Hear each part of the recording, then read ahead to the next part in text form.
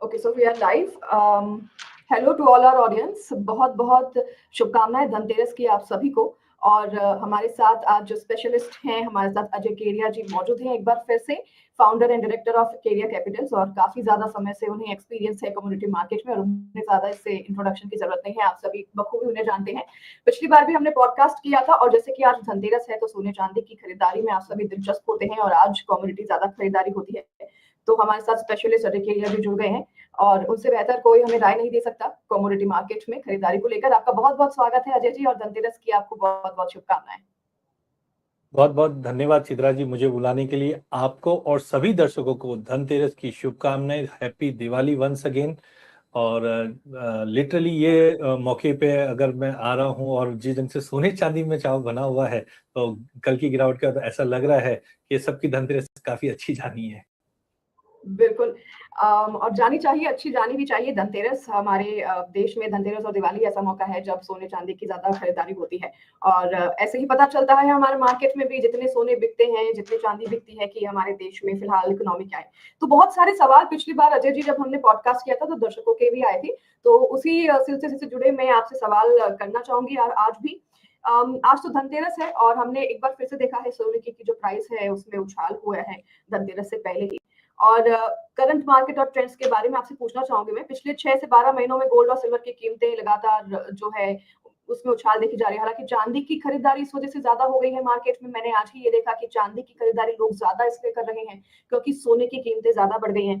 तो ये जो शार्प इंक्रीज हुआ है, इसके पीछे की ड्राइवर्स क्या हो सकते हैं? क्या ये जो सोनार स्टॉकिस्ट कर लेते हैं, गोल्ड को स्टॉक कर लेते हैं, क्या ये भी एक बड़ा कारण हो सकता है कि धनतेरस के तुरंत पहले ही गोल्ड की जो प्राइस है वो इंक्रीज हुई है? देखिए चित्रा जी, सबसे पहले हम फैक्टर समझते हैं कि सोने में क्यों तेजी आई, और फिर समझते हैं चांदी में ये प्रीमियम का जो अभी हमने पिछले एक हफ्ते भर में जो हवा देखी थी वो क्यों आई। तो देखिए, डेफिनेटली धनतेरस, दिवाली या होली, कोई भी ऐसे फैक्टर्स आते हैं तो कोई भी स्टॉकिस्ट होगा या वीसीपी होगा, वो स्टॉक करके चलता है। जैसे होली में हम कलर स्टॉक करके चलते हैं, वैसे दिवाली के अंदर सबको पता है कि सोना चांदी है तो स्टॉक होता है। बट ये नॉर्मल प्रैक्टिस है, ऐसा नहीं है कि इस बार ही ऐसा हुआ है। लेकिन इस बार जो तेजी आई है उसका मेजर कारण रहा है ग्लोबल फैक्टर। जिस ढंग से डोनाल्ड ट्रंप आने के बाद से एक अनसर्टेनिटी बनी हुई है, लड़ाई 3 साल से कंटिन्यू चल रही है, और जिस ढंग से सारे सेंट्रल बैंक्स अपनी बॉन्ड के जो रिजर्व्स थे उसको कम करके गोल्ड के पीछे पड़े थे, तो ये पिछले 5 सालों से सेंट्रल बैंक की बाइंग कंटिन्यू चल रही थी। हाँ, ये चीज है कि पिछले 1 साल के अंदर सारे ही फैक्टर एक साथ आने की वजह से हमने देखा सेंट्रल बैंक की बाइंग चल रही है, हमने देखा ईटीएफ में अंदर बाइंग आ चुकी है, डी डॉलराइजेशन है, इंटरेस्ट रेट की कटौती चल रही है। ये सारे फैक्टर एक साथ आने की वजह से हमने ये बड़ा उछाल आते हुए देखा, और जो प्रीमियम धनतेरस से पहले होता है वो मेंटेन रहता है। तो अब तक लोगों ने सोने में तो तेजी देखी थी, लेकिन चांदी पिछड़ते हुए दिखाई दे रही थी। बट अब चांदी भी आप देखिए, क्लीन एनर्जी, सोलार, ईवीज, इन सब में यूज हो रही। तो एक तरफ industrial demand 56% Chitra ji industry में चांदी खप रही है, तो वहां पे एक इंडस्ट्रियल डिमांड आ गई, एक ईटीएफ की बाइंग आ गई। तो जो अब तक कहा जाता है कि चांदी एक पुअर्समैन गोल्ड है, वो अब इस पे इमीडिएटली बाइंग आई, और ये तेजी हमने चांदी में भी रिफ्लेक्ट होते हुए अच्छा, देखी तो अजय जी आपने जैसे कि कहा कि चांदी के फिलहाल जो है खपत ज्यादा भी हो रही है, तो इससे क्या मार्केट में चांदी की कमी होना स्वाभाविक है आने वाले समय में? देखिए, कोविड के बाद से ही हमने देखा, जो सिल्वर इंस्टीट्यूट की रिपोर्ट है उन्होंने बताया था कि पिछले 5 सालों में कोई नई माइंस आउटपुट नहीं बढ़ी है। देखिए, चांदी की कोई डायरेक्ट माइन नहीं होती, ये बाय प्रोडक्ट है जो हम समझिए कि जिंक के बाय प्रोडक्ट्स पे निकल कर आती है। तो नया जो सप्लाई है वो मार्केट में नहीं आ पा रहा था। एंड जो डिमांड में अभी क्लीन एनर्जी की बात कर रहा हूँ, इंडस्ट्रियल डिमांड है, क्योंकि देखिए घर पे आप सोना चांदी रख रहे हो, घर पे हमेशा रहेगा, लेकिन जब इंडस्ट्री में जाता है तो खप जाती है, फिनिश हो जाती है। तो चांदी एक तरफ इंडस्ट्रियल डिमांड बढ़ रही है, दूसरी तरफ सप्लाई बिल्कुल नहीं बढ़ पा रही है। ये मिसमैच की वजह से हमने ये बड़ी तेजी आते हुए देखी है। बिल्कुल। तो चांदी ज्यादा खरीदी भी जा रही है क्योंकि अभी गोल्ड की कीमतें इतनी ज्यादा बढ़ गई हैं, तो आम घरेलू जैसे कि धनतेरस है, कुछ ना कुछ तो धातु खरीदते ही हैं लोग। ये धनतेरस पे शुभ भी माना जाता है।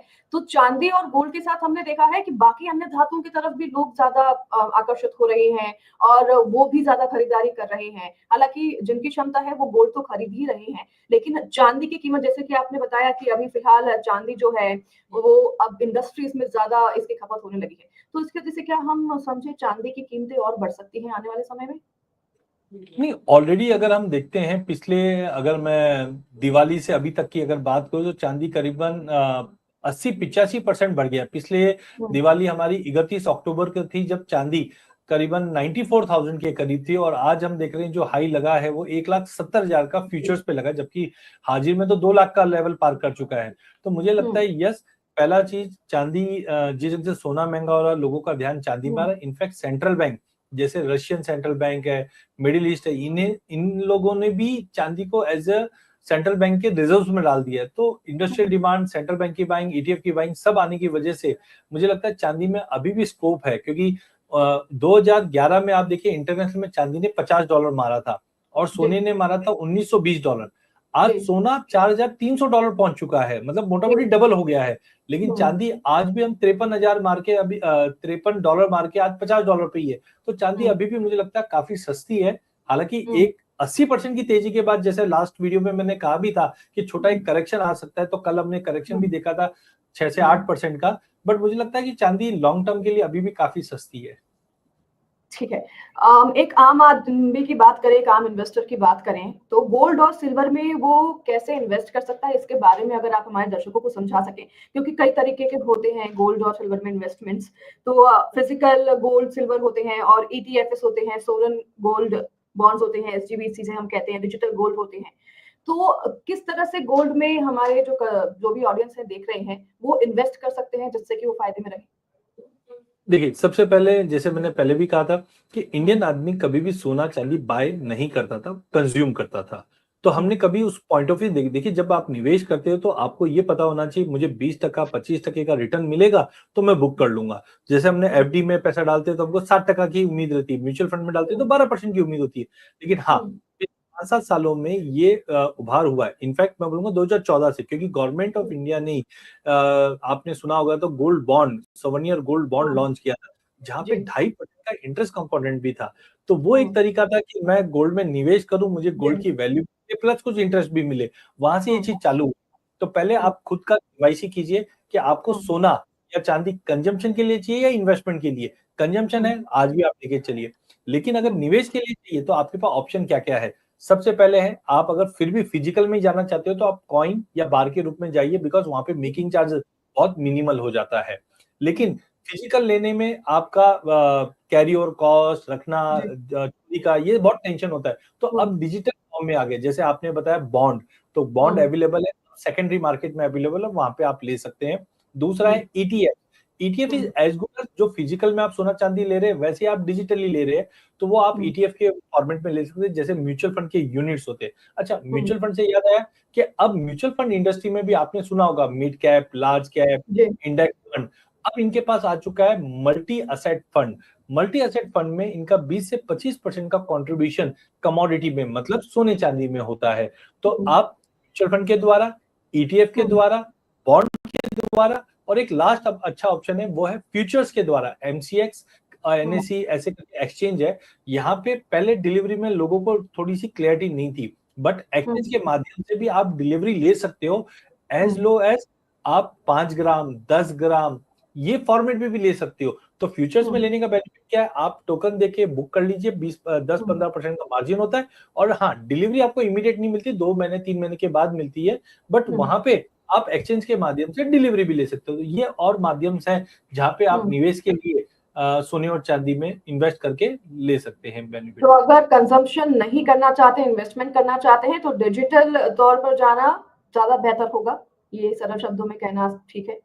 बिल्कुल, देखिए अगर हम निवेश करते हैं तो हमें एंट्री और एग्जिट पे नजर रखना चाहिए। जैसे अभी कल हमने देखा मॉर्निंग में चांदी सोना बहुत ऊंचे में थे और शाम को हम आते आते गिरावट ले ले। अगर आपके फिजिकल है, आप बेचने जाओगे तो कम से कम 2-5 घंटे तो लगेंगे आपको। लेकिन डिजिटल में आपको खाली एक बटन दबाना है, तो आप खुद कर सकते हो, फोन पे कर सकते हो, और बहुत फैसिलिटी है। तो जब निवेश करते हैं तो टाइमिंग इज मोस्ट इंपॉर्टेंट। इसके लिए डिजिटल रहे तो आपका कॉस्ट बचेगा और आप टाइमली इसमें से आप निकल के प्रॉफिट बुक कर सकते हैं। ठीक है। पोर्टफोलियो की अगर बात करें, पोर्टफोलियो एलोकेशन की, तो एक संतुलित इन्वेस्टमेंट, बैलेंस्ड इन्वेस्टमेंट पोर्टफोलियो में गोल्ड और सिल्वर का आइडियल परसेंटेज एलोकेशन कितना होना चाहिए, कैसा होना चाहिए? और खासकर जब कीमतें, जैसे कि अभी हम देख रहे हैं, हिस्टोरिकल हाइस पर पहुंच गई हैं, तो ऐसे में कितना एलोकेशन हम बैलेंस पोर्टफोलियो के लिए गोल्ड और सिल्वर को दे सकते हैं? देखिए जीजा जी, सबसे पहले जो हम ओल्ड बुक्स की बात करते हैं तो पहले तो ये प्रोडक्ट ही नहीं हुआ करता था कि हम निवेश के लिए सोने चांदी में डालें, तो हम लोग घरों में हुँ, लेके बैठते थे। वो टाइम पे हुँ, कहा जाता था कि 4 से 5% आप सोने में डालिए या बॉन्ड में डालिए हुँ, ताकि आप सेफ्टी दिखे। बट मुझे हुँ, लगता है पिछले 10 साल में और खास करके पिछले 5 साल में प्रोडक्ट हुँ, अवेलेबल है और लोगों को हुँ, ये समझ में आ गया कि आज मैं अगर इक्विटी में पैसा डालता हूँ तो मुझे एक डर लगता है कि इक्विटी कब क्रैश कर जाए। कोविड आएगा तो हुँ, क्रैश होगा, लड़ाई होगी तो हुँ, क्रैश होगा। ऐसे हुँ, क्रैश के टाइम पे एक ही सेफ हेवन होता है, वो होता है सोना और चांदी। तो मुझे लगता है कि जो पुरानी बुक्स को छोड़ के अभी नई बुक देखें, तो मुझे लगता है आप एग्रेसिवली आप 20 से 22% तक का भी एलोकेशन करते हैं, तो इससे हुँ, होगा क्या? इन केस इक्विटी में कभी भी ऐसी कोई लड़ाई की वजह से करेक्शन आता है, तो हुँ, सोना-चांदी आपके पोर्टफोलियो को सेफगार्ड करे। मैं कभी भी हुँ, इक्विटी के अगेंस्ट नहीं हूँ। मेरा मानना है कि आपका पोर्टफोलियो में कम से कम अगर आप बहुत ही ज़्यादा एग्रेसिव हैं, तो आप 25% पे जाइए, मॉडरेट में 20% पे जाइए, कंजर्वेटिवली आप 16 से 17% का एलोकेशन कर सकते हैं। बट ध्यान रखिए, हुँ, आप बेटर है कि आपके जो सेबी रजिस्टर्ड इन्वेस्टर एडवाइजर है, उनसे सलाह लेकर ये एलोकेशन करवाइए। लेकिन हुँ, आपके पोर्टफोलियो में मिनिमम ऑन एन एवरेज 20% का एलोकेशन अगर सोना-चांदी का रहता है, तो ये हुँ, आपके पोर्टफोलियो का अल्फा मतलब रिटर्न हुँ, बढ़ाएगा। और बीटा हुँ, बीटा मतलब वोलेटिलिटी होती है। जैसे मार्केट गिर जाता है तो बीपी बढ़ जाता है। हुँ, अरे! शेयर बाजार गिर गया है। तो उसमें आपको घबराने की जरूरत नहीं पड़ेगी क्योंकि सोना-चांदी उसको सेफगार्ड कर लेगा। तो आई हुँ, थिंक 20% मेरे हिसाब से एक एलोकेटेड फिगर अच्छा है, जहाँ पे आपको हुँ। रिटर्न्स भी अच्छा मिलेगा और रिस्क भी एडजस्टेड रहेगा। हुँ। तो हम इन्वेस्टमेंट की जब भी बात करते हैं उसके साथ कहीं न कहीं थोड़े कुछ रिस्क तो ज़रूर होते हैं अजय जी। तो अगर हम गोल्ड और सिल्वर की बात कर रहे हैं और इनसे निवेश से जुड़े मुख्य रिस्क जो हो सकते हैं जिसके बारे में आप थोड़े हिंट्स हमारे दर्शकों को दे सकते हैं। जैसे कि अभी आपने बताया कि अगर हम कंज़म्पशन के लिए इस्तेमाल करना चाहते हैं तो हम फिज़िकल गोल्ड की तरफ जाएँ, नहीं तो हम डिजिटल गोल्ड की तरफ जाएँ। लेकिन रिस्क भी इसके साथ-साथ आते हैं गोल्ड और सिल्वर में अगर हम इन्वेस्ट करना चाहते हैं। तो वो आप कैसे समझाना चाहेंगे दर्शकों को? देखिए चिता जी, जब मैं शेयर बाजार में इन्वेस्ट करता हूँ, हुँ, तो रिस्क डेफिनिटली दिखता है कि वो शेयर की वैल्यू गिर सकती है या ज़ीरो हो सकती है। हुँ, कमोडिटी में जब हम निवेश करते हैं, खास करके सोने-चांदी में, तो हुँ। सोने-चांदी की वैल्यू ज़ीरो हो सकती है? नहीं, वो नहीं हो सकती। इम्पॉसिबल तो है। पहला रिस्क है हुँ, वो एसेट क्लास में आपको वो रिस्क आनी ही है। सेकंड है हुँ, हाँ, ये पिछले 1 साल में मुझे 75% का रिटर्न बन चुका है सोने में। तो रिस्क हुँ, एक ही है कि अब प्राइसेज़ समझो साल 2 साल एक एडजस्टेड में जाएगा, तो रिटर्न जो हुँ, बनेगा एक चीज़ आप मान लीजिए इन्फ्लेशन एडजस्ट एक छोटा उदाहरण देता हूँ मैं। हमें हुँ, बताया जाता है कि आप एफडी में पैसा मत डालिए, इक्विटी मार्केट में डालिए क्योंकि इन्फ्लेशन हुँ, को आप बीट कर पाओगे। लेकिन हुँ, इन्फ्लेशन होता किससे है? इन्फ्लेशन होता है जब चीज़ें, कमोडिटी महँगी होती है तो इन्फ्लेशन हुँ, होता है। सोना सबसे बेस्ट है। तो मुझे लगता है एक ही रिस्क है इसमें कि अब इतनी बड़ी तेज़ी के बाद 70% की तेज़ी साल भर में हमने देखी है या डेढ़ साल में हाँ, हमने डबल होते हुए देखा है। अब एक रिस्क है कि अगले साल 2 साल गोल्ड एक टाइम करेक्शन में आ जाएगा। जैसे कोविड में हमने देखा लेकिन इसका कि अनुमान नहीं था अजय जी किसी को भी कि 1 साल में इतनी ज़्यादा तेज़ी से गोल्ड के रेट्स बढ़ेंगे, जितनी ज़्यादा तेज़ी से इस बार बढ़े हैं। नहीं वो मैं वही बोल रहा हूँ ना सारे फैक्टर्स है चिता जी एक साथ आ गए ना लड़ाई एक साथ आ गई डोनाल्ड ट्रम्प एक साथ आ गया चांदी में तो क्या हुँ, हुआ जनवरी हुँ, में क्रिटिकल मेटल लिस्ट में चांदी को ऐड कर हुँ, लिया गया है क्योंकि अब सेमीकंडक्टर सब में क्लीन एनर्जी में चांदी का यूज है इसकी वजह से हुँ, चांदी 80-85% बढ़ पाई तो खाली आपको एक रिस्क ये है कि ये साल आपने 80% का रिटर्न देखा ना अगले साल 80 नहीं मिल सकता वो जी, एडजस्ट करेगा अपने आप को अगले 2-3 साल तक तो खाली हुँ, एक रिस्क ये हो सकता है कि आपको रिटर्न जो है वो नॉमिनल इन्फ्लेशन एडजस्टेड मिले या थोड़ा सा टाइम में मार्केट अटक जाए लेकिन हुँ। आपका वैल्यू जीरो नहीं हो सकता कमोडिटी में ये चीज की एश्योरिटी इन्वेस्टमेंट 200 मिलेगा चाहे वो कम हो सकता है पर लेकिन मिलेगा ज़रूर। बिल्कुल बहुत अच्छी आपने ये राय दी है, सजेशन दी है सभी हमारे दर्शकों को। और मैं पूछना चाहूँगी देखिए फ्यूचर प्राइस मूवमेंट के बारे में आपके एनालिसिस के अनुसार अगले 1 से 3 साल की अगर बात करें तो गोल्ड और सिल्वर की कीमतें के अगर आउटलुक से बात करें तो क्या हो सकता है? क्या अगर आप जैसे कि करेक्शन की बात कर रहे हैं, तो उसमें फर्दर अपसाइड की उम्मीद हम करें या फिर जैसे कि अभी हम लगातार बात कर रहे हैं कि जैसे कि हमने इन्वेस्टमेंट की भी बात की, ज़ीरो तो कभी नहीं होगा, लेकिन कम तो होने की संभावनाएँ हैं, जो कि हम उम्मीद करते हैं हर बार की सोने की कीमतें जैसे कि हमने पिछली बार भी ऐसे अनुमान तो नहीं लगाया था कि इतनी ज़्यादा तेज़ी होगी, पर जिसने भी इन्वेस्टमेंट किया, वो तो फ़ायदे में रहा होगा इस बार। तो अगर आने वाले 1 से 3 सालों की बात करें, तो आपके एनालिसिस के अनुसार आपको क्या लगता है?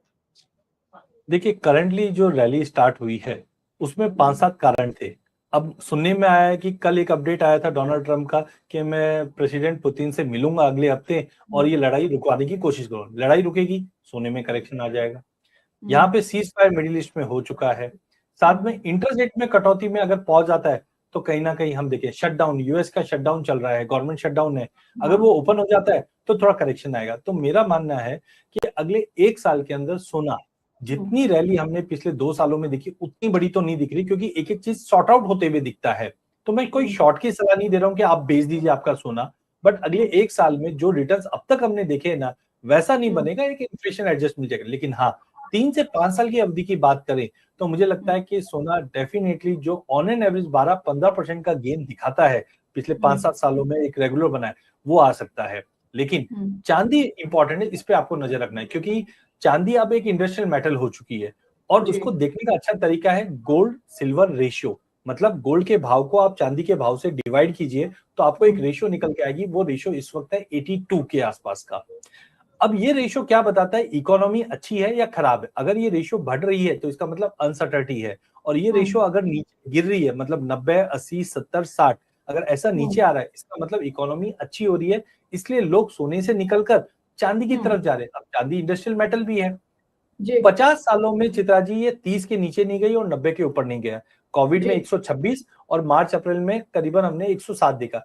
मेरा मानना है कि लॉन्ग टर्म ये एवरेज आएगा 65 पे, तो इसका मतलब है चांदी यहां से और बड़ी तेजी दिखा सकता है। तो इंटरनेशनल में हमारा टारगेट है अगले 2 साल में $75 दिखाएगा। इस वक्त वो $50 है, बट हाँ, करंट लेवल से जो हमने 80% का गेन देखा है, यहां से मुझे लगता है 12-15% का एक करेक्शन, जो पिछले वीडियो में भी मैंने बताया था और कल हमने 8% का करेक्शन देखा भी है मार्केट में। तो शॉर्ट नहीं करना है, आप थोड़ा वेट कीजिए, एसआईपी द्वारा निवेश कीजिए। बट अगले 2-3 साल में मुझे चांदी लगती है 2 साल में एटलीस्ट 2.5 लाख मिनिमम होते हुए दिखाई देती है। तो चांदी में निवेश करना काफी फायदेमंद हो सकता है लोगों के लिए। गोल्ड और सिल्वर जब इन्वेस्ट करते हैं इनमें लोग, तो आमतौर पर कौन सी कॉमन मिस्टेक्स वो करते हैं जिन्हें की अवॉइड करना चाहिए आपके हिसाब से? देखिए, सबसे पहले जब फिजिकल साइड करते हैं तो हमें ज्यादा करके कैरेट के बारे में या बीआईएस हॉलमार्किंग हम भूल जाते हैं, क्योंकि ज्यादा करके ये चीज तो खबरें भी हैं कि बहुत सारी मिलावटी सोने भी आ रही हैं, लोगों को पता नहीं चल पा रहा है कि सोने में मिलावट है। अभी एक वीडियो भी कुछ वायरल हो रहा था, मेरे को अथॉरिटी नहीं, बट कोई मैं चैनल पे था तब बता भी रहे थे वो कि एक सिल्वर की बार थी, उसके अंदर लोहे की छड़ डालकर की गई थी। तो ये सब के लिए आप पहले जो आपके पारंपरिक हम बोल सकते हैं ना फैमिली ज्वेलर्स होते हैं, पुश्तैनी ज्वेलर्स है, क्योंकि जिस पे ट्रस्ट है उसी से लीजिए, पहला चीज। दूसरा, गवर्नमेंट ने इस चीज को अश्योर करने के लिए हॉलमार्किंग लेके आ गए, और अब सोने के साथ साथ चांदी पे भी हॉलमार्किंग होती है। तो वो हॉलमार्किंग वाली लीजिए, आपको 2 पैसा ज्यादा देना पड़ेगा, लेकिन आप अश्योर्ड रहिए कि जो मैंने माल लिया वो अच्छा है। ये हो गया फिजिकल साइड। अगर हम डिजिटल साइड या इन्वेस्टमेंट पॉइंट ऑफ व्यू से देखते हैं तो इसके अंदर देखिए, ऐसा चोरी चपाटी का कोई डर नहीं कि डुप्लीकेट चांदी आ जाए, बिकॉज डिजिटल, आज मैंने अगर आपको 100 रुपया दिया है और आपके डिजिटल अकाउंट में पड़ा हुआ है कोई भी, जैसे आजकल हम देखते हैं काफी डिजिटल अकाउंट होते हैं, तो आपको ये एश्योर्ड है कि मेरे पास 500 रुपया अजय जी ने दिया है, लेकिन वो नकली, जाली और फटा हुआ नोट, वैसा कोई टेंशन नहीं है। तो सिमिलरली आप जब ईटीएफ में, म्यूचुअल फंड में डालते हैं, तो आपको ये अश्योर्ड रहेगा कि मेरी वो चांदी चोरी नहीं हो सकती है और नकली नहीं हो सकती है। लेकिन यहाँ पे आपको पहला देखना मेकिंग चार्जेस। बहुत बार क्या होता है, काफी म्यूचुअल फंड्स होते हैं तो उनके चार्जेस क्या है, वैसे मिनिमली होते हैं, वहां पे आप एक ये देख सकते हैं। सेकंड है, आपको देखना है थोड़ा सा टाइमिंग, क्योंकि जब निवेश करते हैं ना, तो आप चढ़कर अभी समझो चांदी 1,70,000 पे ले लोगे तो रिटर्न नहीं बन सकता। तो आपको टाइमिंग, और टाइमिंग को देखने का सबसे अच्छा तरीका है एसआईपी। तो एसआईपी का फुल फॉर्म क्या है? सिस्टमैटिक इन्वेस्टमेंट प्लान, नहीं सिल्वर इन्वेस्टमेंट प्लान।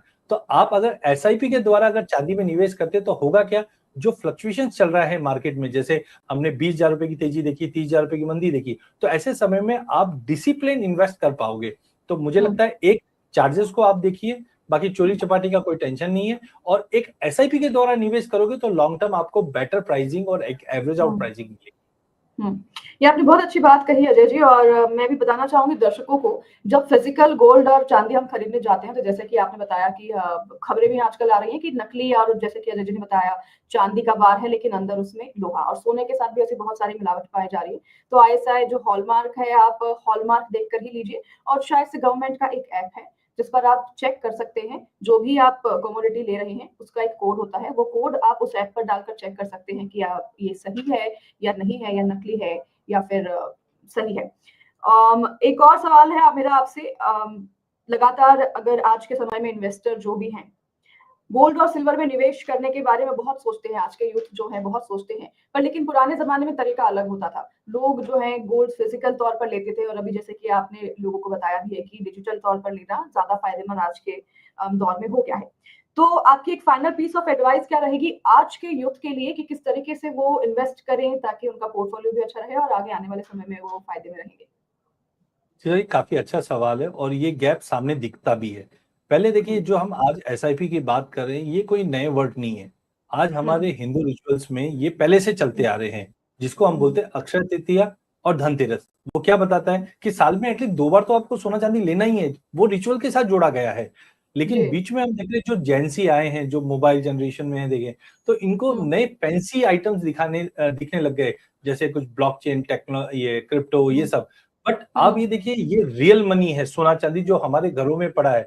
आज वर्ल्ड गोल्ड काउंसिल की एक रिपोर्ट भी आई थी जहाँ पे पहले हुँ। बताया था 28,000 टन सोना 28,000 किलो सोना घरों में पड़ा है, अब वो बताया इस जा रहा है वक़्त वो भारत 32-33 में हो है गया पूरे है। विश्व में। हुँ, वो एक्चुअली एक रियल है। तो मुझे लगता है हुँ, बीच में डिस्कनेक्ट हो गया था कि लोग सोने-चांदी के प्रति ये देख रहे थे कि ये चलता तो है नहीं, कुछ होता नहीं। बट पिछले जी, 5 साल की जो रैली आई है, ये इनकी भी हुँ, आईज़ ओपन कर चुके हैं कि ये सोना-चांदी में आपको ना बैलेंस शीट पढ़ने की ज़रूरत है, ना हुँ, आपको ज़ीरो होने की टेंशन है और ना ही अभी डिजिटल माध्यम से कई रख-रखाव की भी टेंशन है। तो मुझे लगता है हुँ, जो नई जनरेशन है, उन्होंने अब ये एक लेसन ले लिया है और अपने-अपने पोर्टफोलियो में 20% का एलोकेशन सोने-चांदी में कर रहे हैं, तो वो हुँ, आपके इक्विटी के पोर्टफोलियो को एनहांस कर रहा है, रिस्क कम कर रहा है और रिटर्न तो दे ही रहा है। हुँ। बहुत अच्छी सलाह आपने दी है और कोशिश करेंगे कि हमारे जो यूथ हैं वो समझ पाएँ और आपके ये सभी एडवाइस जो हैं, उनको अमल भी करें अपनी ज़िंदगी में क्योंकि इन्वेस्टमेंट करना बहुत ज़्यादा ज़रूरी है और आज के यूथ को ये समझना बहुत ज़्यादा ज़रूरी है। बहुत-बहुत धन्यवाद अजय जी आपका एक बार फिर से धनतेरस की आपको बहुत-बहुत शुभकामनाएँ। उम्मीद करते हैं कि एक बार फिर से मौका मिलेगा आपके साथ पॉडकास्ट करने का। बहुत-बहुत धन्यवाद आपका समय हमें देने के लिए। धन्यवाद चित्रा जी, आपको और दर्शकों को वन्स अगेन हैप्पी धनतेरस और happy Diwali. Thank you sir.